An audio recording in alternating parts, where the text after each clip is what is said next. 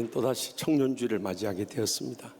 청년은 우리나라와 민족과 하나님 나라의 희망이요 기둥임에 틀림이 없습니다. 그러나 우리가 장년이나 노년 목회에 집중하다 보면 청년을 많이 잃을 때가 많이 있어요.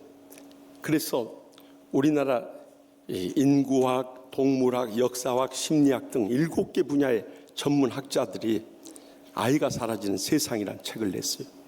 오늘날 우리 사회의 심각한 문제인 이 저출산의 근본적인 문제가 무엇이고 어떻게 이에 대한 대책을 세워야 할 것인가 하는 내용이.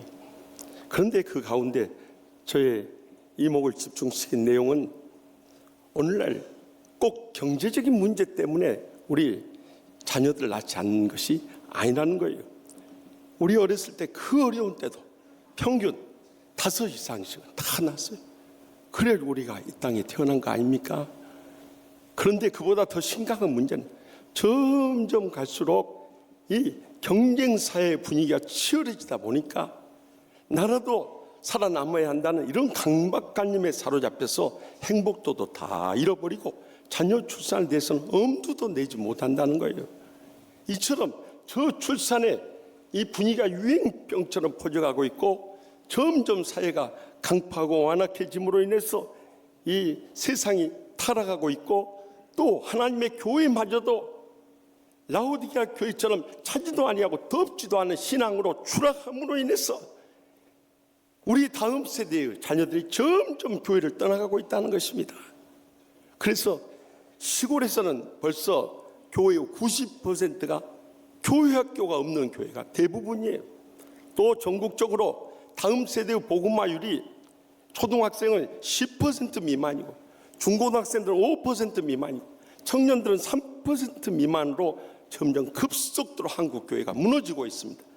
이에 대해서 기독교 미래학자인 최윤식 목사님은 2020-2040 한국 교회 미래 지도라는 책에서 앞으로 30년이 지난 2050년에서 60년대에 이르게 되면은 한국 교회가 작년 300-400만, 이 아이들 30-40만으로 인해서 현재 교회의 절반 이상으로 추락해 버릴 것을 강력히 경고하고 있습니다. 이러한 때 우리는 청년주의를 맞이하면서 주님께서 어떻게 우리가 청년주의를 맞이한 줄 아시고 우리는 순서대로 말씀을 전하는데 오늘 이 주님을 떠나간 청년이 무엇 때문에 떠나갔는가 하는 것을 보면서 오늘날 우리 자녀들이 왜 교회를 떠나가고 그들을 어떻게 회복해야 할 것인가, 이 시간도 들려주시는 하나님의 음성을 함께 들을 수 있기를 바랍니다. 먼저 본문 23절 말씀을 다 같이 읽겠습니다. 예수께서 제자들에게 이르시되 내가 진실로 너에게 이르노니 부자는 천국에 들어가기가 어려우니라. 아멘. 부자 가non 청년이 주님 곁을 떠나갔던 것은 그가 모든 계명을 다 지켰다고 하면서 아직도 내게 무엇이 부족하냐고 물었을 때 내 재산을 다 팔아서 가난한 자에게 나눠주라고 하신 말씀에 걸려버린 거예요. 그러자 예수님께서 이 말씀을 하신 것입니다. 내가 진실로 너에게 이르노니 부자는 천국에 들어가지 어려우니라. 이어서 내가 다시 너에게 말하노니 낙타가 바늘띠로 들어가는 것이 부자가 하나님 나라에 들어가는 것보다 쉬우니라 하면서 아주 엄청난 경고의 비유를 들려주고 계세요. 여기 나오는 낙타는 당시 유대 사회에서 가장 큰 동물이었고요, 바늘띠는 가장 작은 구멍이었어요. 가장 큰 동물이 작은 구멍으로 들어가는 것이 부자가 하나님의 나라에 들어가는 것보다 쉽다고 해요. 얼마나 부자가 천국에 들어가기 어려우면 이 말씀을 하셨겠냐는. 더욱더 충격적인 사실은 그때 당시 유대인들은 부자는 하나님의 복을 받아서 모두 다 천국 가고 가난한 사람들은 하나님의 복을 잃어서 천국 가지 못한다고 믿었는데 주님께서 이것을 완전히 뒤바꿔서 말씀하셨다는 것을 주목할 수 있기를 바랍니다. 그래서 이 부자 청년은 내 소유를 팔아 가난한 자들에게 주라 하신 말씀만 들었지 그 다음에 나오는 그리하면 하늘에서 보화가 내게 있으리라, 이 말씀을 놓쳐버린 거예요. 그렇기 때문에 자신이 더 사랑하는 재물을 따라갈 수밖에 없어서 예수님을 떠날 수밖에 없었던 거예요. 오늘날에도 많은 교인들이나 또한 청년들까지도 세상의 부귀나 명예나 향락에 빠져서 주님 곁을 떠나간 사람들이 얼마나 많습니까? 특별히 우리 청년들은 우리 기성세대와는 완전히 다른 인생관, 가치관, 세계관을 가지고 살아가요. 그래서 우리가 평소에 생각하는 것과는 완전히 부정적이고 비판적인 사고를 가질 때가 너무도 많이 있어요. 그리하여 우리가 늘 흔히 어렸을 때부터 들었던 속담을 완전히 이것을 왜곡해가지고 패러디한 속담을 그들의 입에서 되뇌이고 있어요. 예를 한번 들어줄까요? 젊어서 고생은 늙어서 신경통이다. 인물이 맑아야 세수하기가 좋다. 오르지 못할 나무는 베어 잡아뜨려야 한다. 호랑이한테 물려가도 운만 좋으면 산다. 작은 고추가 맵고 수익고추는 더 맵다. 버스 지나간 뒤 손 들면 애들이 웃는다. 고생 끝에 골병 든다. 아는 길은 그냥 가라. 서당계 3년이면 보신탕 깝니다. 가다가 중지하면 일행한테 욕만 얻어먹는다. 길고 짧은 것을 꼭 대봐야 알까? 헌신하면 헌신짝된다. 가는 말이 고우면 호구치구 당한다. 우리 전에 있던 이호구 목사님 말한 게 아니요. 잘생긴 놈은 얼굴값하고 못생긴 놈은 꼴값한다. 공부는 실수를 낳지만 찢기는 기적을 낳는다. 일찍 일어나는 새가 늙은 새이다. 내일로 미뤄도 될 일을 굳이 오늘 하겠다고 악쓰지 말라. 성공은 1% 재능과 99%의 돈과 백으로 이루어진다. 이런 부정적인 사고를 살아가니 여러분들 그들의 사고나 감정이나 이성이나 신앙이 어떻게 온전히 자랄 수 있겠냐는 거예요. 그래서 골로새서 3장 5절에 우리를 향해서 강력하게 외치고 있습니다. 그러므로 땅에 있는 지체를 죽이라. 곧 음란과 부정과 사욕과 악한 정욕과 탐심이니 탐심은 우상 숭배니라. 우리가 주님보다 더 사랑한 것이 있다면 이제는 다 십자가에서 죽어질 수 있길 바랍니다. 이 모든 것 다 내어버리고 주님 뒤만 따라갈 수 있길 바랍니다. 그럴 때 한때는 어려움을 겪고 시련을 겪는 것 같지만 그것이 우리의 일생의 행복이 되고 감격이 되고 축복이 될 줄 확실히 믿으시기 바랍니다. 계속해서 본문 26절 말씀을 다 같이 읽겠습니다. 예수께서 그들을 보시며 이르시되 사람으로는 할 수 없으나 하나님으로서는 다 하실 수 있느니라. 아멘. 조금 전에 예수님께서 부자가 천국에 들어가기가 어렵다 하고 낙타가 바늘기로 들어가는 것이 부자가 하나님의 나라에 들어가는 것보다 쉽다는 말을 들었을 때 예수님의 제자들은 깜짝 놀라지 않을 수 없었습니다.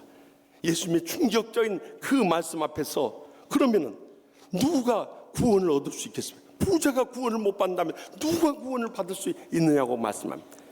인간의 눈으로 볼 때는 그것이 불가능해 보일지 모르지만 하나님께서 우리를 구원하시면은 우리는 모두 다 은혜로 구원할 수 있느니라고 선포하는 것입니다. 그렇습니다. 우리가 육신의 행위로 의롭다함을 받을 육체는 이 땅에 아무도 존재하지 않습니다. 그러나 나 같은 죄인을 위해서 십자가에 죽기까지 사랑해 주신 그 사랑, 우리의 마음속에 감동이 돼서 믿음으로 우리가 영원한 구원에 이른 것을 감사하고 감격하며 살아갈 수 있길 바랍니다. 만세의 마지막 때도 바로 이 믿음을 가져야 됩니다.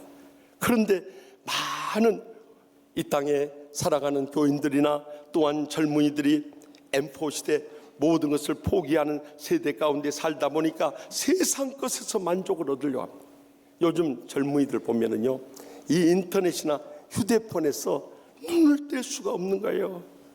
그래서 이번에 여성가족부의 통계에 의하면 우리 청소년 128만 중에 16%, 5명 중에 1명이 이 인터넷 휴대폰 중독중에 빠져 있다는 거예요. 그뿐만이 아닙니다. 더 충격적인 것은 그들이 세상 것에 만족을 얻지 못하고 방황하다 보니까 이제는 우울증이 1년 사이에 42%가 증가했다는 것입니다. 그리고 우후죽순처럼 터져나오는 이 땅의 조현병 환자들의 그 살인과 갖가지 문제들이 우리 사회에서 그냥 돌발적으로 터져나오고 있는 현실입니다. 여러분, 세상에서는 참된 만족도 없고 우리를 구원할 수도 없고 우리의 변화된 삶을 살아갈 수가 없는 것입니다. 그렇기 때문에 우리 주님께 대한 믿음이 필요하고 그들의 마음을 감동하는 사랑으로 우리는 뒷받침을 해 주어야 하는 것입니다. 그럴 때 그들이 언젠가는 주님 품에 돌아와서 신앙으로 일어서게 되는 것입니다. 요즘 우리에게 기쁨을 안겨다주고 있는 세계 팝 음악계를 휩쓰고 있는 BTS 누굽니까? 그것도 모르십니까? 방탄소년단 얼마나 자랑스럽습니까? 그뿐만 아니라 영국 프리미어 축구를 좌우하고 있는 토트넘의 손흥민 선수를 보십시오. 또 최근에는 미국의 프로 야구에 참 혜성처럼 떠오르고 있는 사형상 후보로 들먹여주고 있는 LA 다저스의 류현진 선수를 보십시오. 얼마나 자랑스럽습니다. 그런데 더 기쁜 소식이 전전주 월요일에 들려왔습니다. 저기 제주도 가난한 민박집이요 횟집 아들이었던 이 강성훈 선수가 미국의 프로 골프에 데뷔하기 위해서 어렸을 때부터 타이거 우즈를 보고 그 꿈을 키워왔습니다. 그곳에 간 지 8년 돼도 158번 대회에 출전했지만 그는 상위 랭킹에도 오를 수 없는 번번 실패를 거뒀습니다. 그러나 그가 어렸을 때 배웠던 그 신앙, 그 십자가 붙잡고 끝까지 포기하지 않았습니다. 여러분, 한두 번도 아니고 158번 대회에 나가서 실패했을 때 그 정도면 포기하고 한국이나 일본 프로골프계로 다시 돌아와야 되잖아요. 그러나 처음 떠날 때 아버지에게 약속했듯이 제가 프로골프를 평정하기 전에는 다시 집으로 돌아오지 않겠습니다 하는 약속같이 그 믿음이 결국에는 188전 159기의 기적을 이루는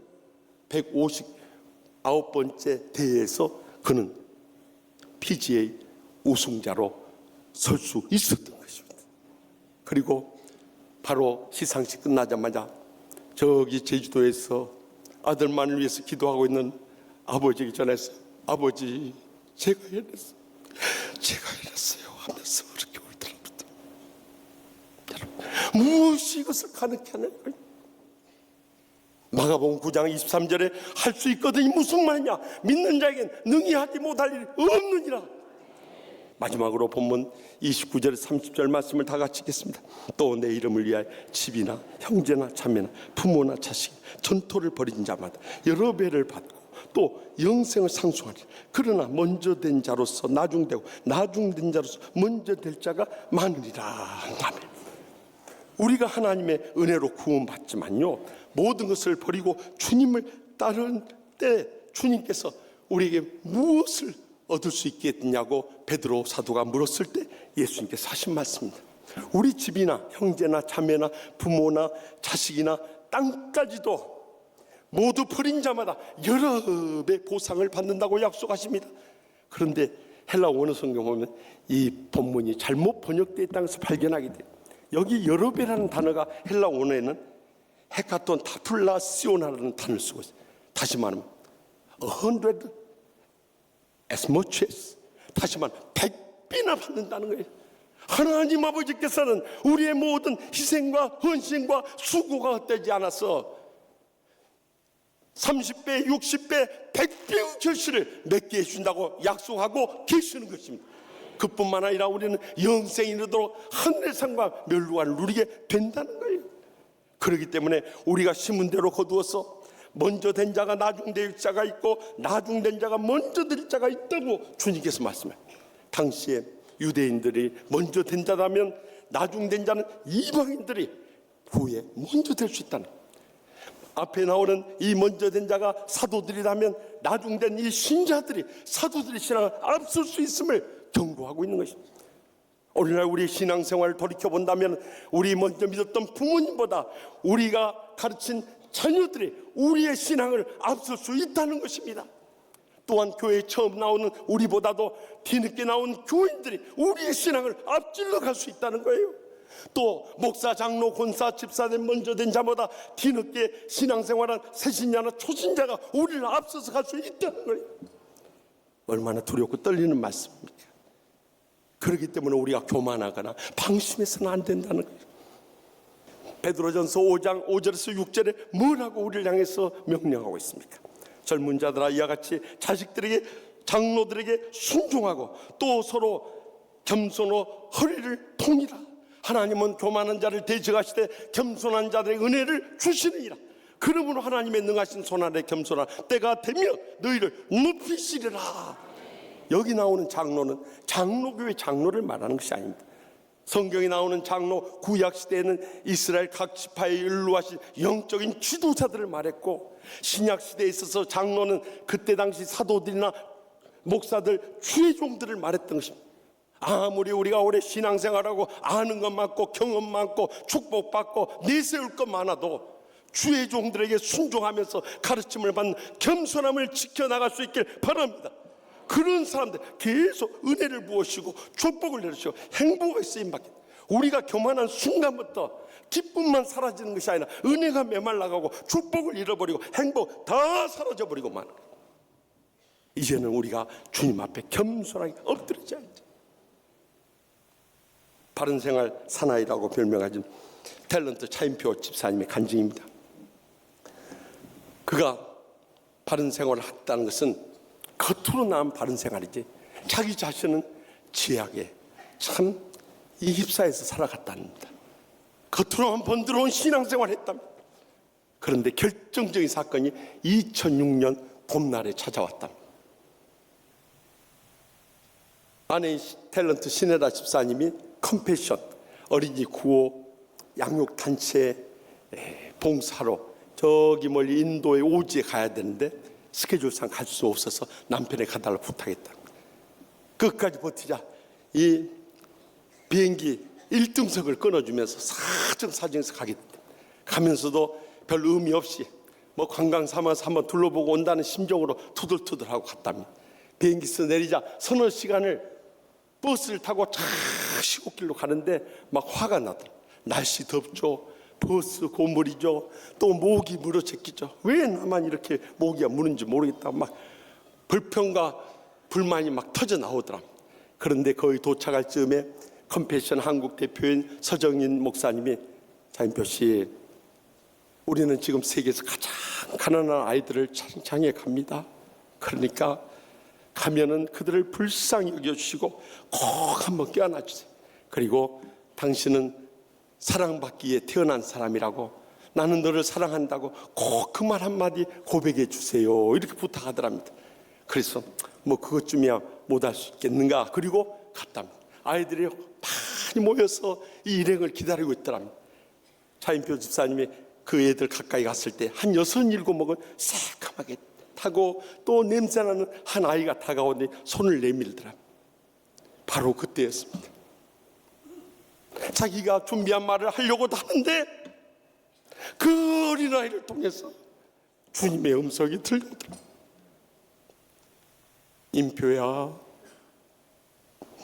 나는 지난 40년 동안 너를 기다렸다. 이제 내가 나를 찾아왔느냐? 그동안 얼마나 고생 많았는지. 넌 사랑받기 위해서 태어난 애야.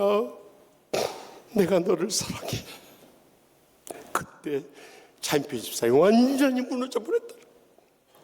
자기는 우리나라 대표하는 해운회사 회장의 아들로 태어났어. 멋진 몸매 근육질의 탤런트, 인기 탤런트로서 큰 명성을 날리고 대접을 받고 모든 사람의 사랑을 받는 그 삶을 살아왔는데 지금까지 주님을 만나지는 못했다. 오직하면 지저스라는 뮤지컬에 4년 동안 무임으로 출연하면서까지 주님을 만나기 사모했는데 주님은 화려한 내 삶의 주위에 있었던 것이 아니라 저기 오지 버려진 아이들을 찾아갔을 때 그때 주님이 기다리고 계시더라. 거기서 차인표 집사의 생애가 완전히 무너져 버리고 그 아이를 끌어안고 주님을 만났지 얼마나 통곡하면서 그랬는지 모릅니다. 그리고 차인표 집사의 생애가 완전히 거듭나버려요. 지금까지만 해도 사람들의 인기나 환호만을 기대했던 것이 이제는 이름도 없이 빛도 없이 봉사하는 곳을 찾아 나서기 시작했습니다. 전에는 관광으로 미주나 유럽만 찾아듣던 삶이 이제는 저기 아시아나 아프리카 오지를 찾아가게 됐습니다. 전에는 1등상 아니면 해외여행 다니지 않았는데 이제는 이코노미석을 찾아서 앉게 되고 거기서 남은 돈을 애들을 위해 쏟기 시작했습니다. 이제 완전히 그의 삶은 거듭나서 온유하고 겸손한 예수님의 삶이 드러나고 있었던 것입니다. 여러분, 우리가 예수 믿는다는 건 무엇입니까? 내 자신 내세움에 자랑하며 내가 목사고 장로가 권사니까 내 뜻대로 하나님의 교회에 좌지우지하려고 하는, 그것은 하나님과 높아지는 교만죄를 범하는 것. 우리는 다 낮아 섬겨야 돼. 그리고 어두운 곳을 향해서, 낮아진 곳을 향해서 우리의 손길이 필요한 곳에 가서 남은 생에 쓰임받다가 하나님 부르실 때 따라갈 수 있다면 그들에게 영원한 천국이 보장되고 하늘의 상과 멸류관이 함께할 것입니다. 저는 지난 화요일 날 그런 생애를 사신 분의 장례식을 TV를 통해서 목격할 수 있었습니다. 그가 바로 홀트 아동복지의 말리 홀트 이사장입니다. 우리나라 한국전쟁으로 인해서 어려움을 겪을 때 1954년 전쟁 직후에 이 땅의 폐허 가운데 버려진 고아들이 얼마나 많았습니까? 그것을 저기 사우스 다코다에 있는 그 한 시골 마을에서 목재상을 하는 엄마 아빠가 고등학교 강당에서 그 모습을 보고 저기 동쪽에 있는 조그만 나라 한국에 대해서 관심을 갖게 된 겁니다. 그래서 한국 고아원에 기부금을 보내다가 안 되겠다 생각하고 1956년 휴전된 지 3년 만에 한국 땅을 찾게 된 것입니다. 손수 입양해서 8명의 아이를 안고 떠나려고 찾아왔는데 차마 이 땅을 떠날 수가 없었습니다. 이곳에 버려진 아이들이 너무나도 불쌍히 사니까 그때 셋째 아들인 오리곤대 간호학과를 막 졸업한 말리를 데려왔는데 그것이 바로 말리 세계를 완전히 뒤바꿔버립니다. 그 부녀 안에 이 땅에 홀트 아동복지를 세우고 그때부터 한국을 떠날 수 없어서 이곳에 남아서 고아들을 모으고 또 중증 장애인들을 돌보고 심지어는 자식들에게 버려진 연로하신 어르신들 그분들을 한 번 한 번 끌어안기 시작을 했습니다. 지난 63년 동안 그는 결혼도 하지 않은 채 일생을 그 구호 사업에 뛰어들고 헌신했습니다. 그가 지금까지 섬긴 아이들만 해도 고아가 10만 명, 중증 장애인들 수천 명, 버려진 어르신들 수백 명을 돌보고 남은 여생을 돌봐줬습니다. 63년 그렇게 봉사하는 겁니다. 그 육신 점점 병들어가기 시작했습니다. 안타깝게도 7년 전에 골수암이 찾아왔습니다. 뼛속 깊이까지 사무치는 그 고통 중에도 내가 남은 생에 할 수 있는 것은 저 불쌍한 애들을 위해서 예수님의 사랑을 실천하는 것이라고 생각하고 더 열심히 저기 남쪽 전라도 경상도 병원이 없고 의사가 없는 무이촌까지 쫓아다니면서 이 땅에 버려지고 소외되고 고통 가운데 있는 이들을 돌보기 시작했습니다. 그리고 자기 방도 하나 없이 4명의 장애인들하고 같이 살다가 전전주 금요일에 주무시듯이 편하게 See you in heaven, 천국에서 다시 만납시다 하고 떠나. 그는 고아와 장애인들의 어머니였고 푸른 눈의 성자였습니다. 외국인들도 이 땅에 와서 일생을 희생하면서 헌신하면서 살아가는데 이 땅에서 은혜 받고 축복받던 목사, 장로, 권사, 집사였어요. 우리가 이 땅에서 한 일이 없다면 우리는 이 청년과 다를 게 뭐가 있느냐는 거예요. 또 우리에게서 우리 자녀들이 무엇을 배울 수 있겠느냐는 것입니다. 평생 아버지 어머니는 맨날 입만 열면 교회 불평하고 교회에 걸림돌만 살다가 떠나갔으니 뭘 남겨줄 수 있겠냐는 거예요. 사랑하는 성도 여러분, 우리가 언제 세상을 떠날지 알 수 없지만 생의 마지막 순간까지도 주님보다 더 사랑하는 건 이제는 다 내려놓고요, 주님께서 우리를 통해서 무엇이든지 할 수 있다는 이 믿음을 가지고요, 우리가 심은 대로 거둔다는 이 두렵고 떨림으로 우리의 남은 생에 결단코 교만하지 말고 예수님의 모습으로 닮아서 예수님께 돌아가서 남은 생에 우리에게 맡겨진 영혼들을 돌보고 섬기고 그들을 변화시켜 나가는 일에 일생 쓰임받을 수 있길 바랍니다. 그럴 때 우리의 여생도 복될 뿐만 우리 자손들, 특별히 우리 청년들이 우리 뒤를 이어서 새벽 이슬 같은 청년들이 불길이라며 하나님의 교회는 끝까지 주님 오실 때를 예비하면서 귀하게 쓰임받아 영광 돌리기 확실히 믿습니다.